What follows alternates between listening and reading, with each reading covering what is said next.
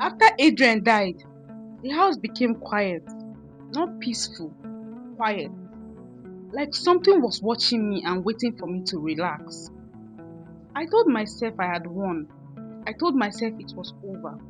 I packed my things, I carried my son, and I went back to my father's house to mourn, to breathe, to start again. But some houses, you don't leave them, they live with you. I returned back to my father's house. My place, he just held me. He never asked me any question. Like he knew if he asked me, I might break down. At night, I would lie down and stare at the ceiling, listening, waiting for something I couldn't explain. Because silence has stopped feeling safe.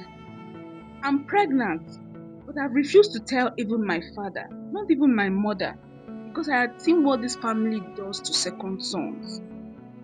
I carried him like contraband, like something illegal, like something that, if they discover, will cost me everything. My life didn't start falling apart the way you would think. Court cases, family coming at me. It didn't start with violence, it started with money. Without Adrian, the cold company began to collapse. Investors started pulling out, one by one, quietly, no explanation, no meeting, just gone. At first, I thought it was grief, mismanagement, bad timing, until I look at the names. Every single one of them was connected, not just to Adrian, but to something else. These are people Adrian were friends and partners with. And I noticed they are under a meeting called the Brotherhood.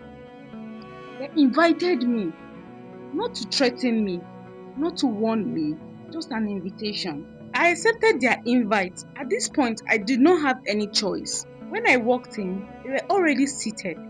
Men I had seen before, at dinners, at events, smiling, laughing, and shaking hands.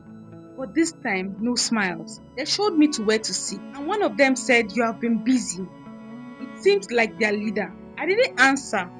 Another one leaned forward. "Don't you think you left the house too early?" My heart started beating fast. Is my truth catching up with me? But I stayed calm, not to be caught. I told him I needed space. I just lost my husband. I needed a place to mourn properly with family. But then he asked me something that made my body instantly cold. How far along is the pregnancy? I started laughing nervously. Then I actually burst out to laugh. And I said, "I don't know what you're talking about." And then one of them slid a file across the table. That file contained details about me only me and my doctors knew about. At least so I thought. But then I realized these people really got their eyes everywhere. I could deceive Adrian, but I could not deceive a dynasty. They said to me, they have been watching me. They've got eyes everywhere. And they handed over a photo of my doctor's cold, dead body. I was so scared. My heart was beating heavily. You know the rules one of them said to me? What made you think a small woman like you could beat a generation of rules that continued? I was shocked to my head. One of them said, "Then let us remind you. The first son carries the name. The second son fades." I felt sick. I could not feel my legs. Every generation, a second son is offered. That is what sustains everything you see. The money, the influence, the protection. And you think you can interrupt the circle? You are too small for that, don't you think? I knew I was already in big trouble, but I didn't know how deep it is. So I asked them, "What happens now?" They did not raise their voice at me. No one threatened me. They only said, "It's simple. The child goes." My ears started ringing. If not, it continues, we will begin to correct the imbalance. And it won't start with you. Your son will pay for it, for not being able to hold his family together. What does that even mean? My son is only 6 years old at this point. I couldn't bear what they were saying anymore, so I stood up and I left the office. I didn't know my horror was going to begin this fast. I got home and I met Adrian sick, high fever. He had seizure. I sent him to the doctor's place for checkup. The doctor couldn't explain it. I was scared. What was happening to my husband has started happening to me. Karma came for me too fast. I stayed up every night crying, holding him, watching my son shake, listening to him call my name like he was afraid of something I couldn't see. No mother deserves this pain I'm going through right now. I stopped sleeping. Every time I close my eyes, I hear footsteps, Something. breathing, whispering inside my house. And at the same time, everything in the company is collapsing. No money. Everybody is weary. Our company went bankrupt. Debts were piled up. All our accounts were frozen.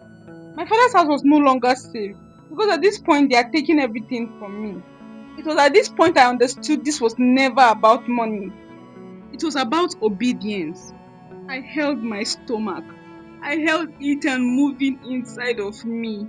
And my son Adrian Jr. is burning in my arm. And for the first time, I didn't feel strong. I felt trapped. Then I discovered something. This dynasty does not fight loud but quietly. They won't chase you, they won't touch you, but they will touch everything around you until you find your way back to them.